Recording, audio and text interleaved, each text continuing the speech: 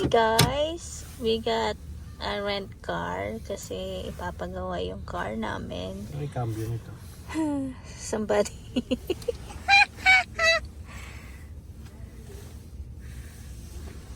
Huh? Okay, let's go. Yeah, somebody bumped my car kaya papagawa namin.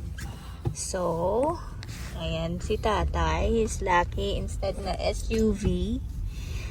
Ang kukunin namin same as our car, but then they can't find anybody. Oh, the tires broke. No truck. And he's lucky he got the truck that he's dreaming of. Na the drive. Just to drive. Good luck for me because I have to get to know this car. Oh my God. Yan ang card niya yan. Ganito po dito sa Canada pagka pinagawa mo yung sasakyan, may ibibigay sa'yo. That was from the insurance actually. So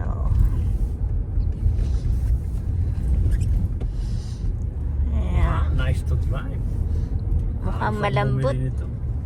Yeah, that is his dream car. At least nakapag-drive si tatay.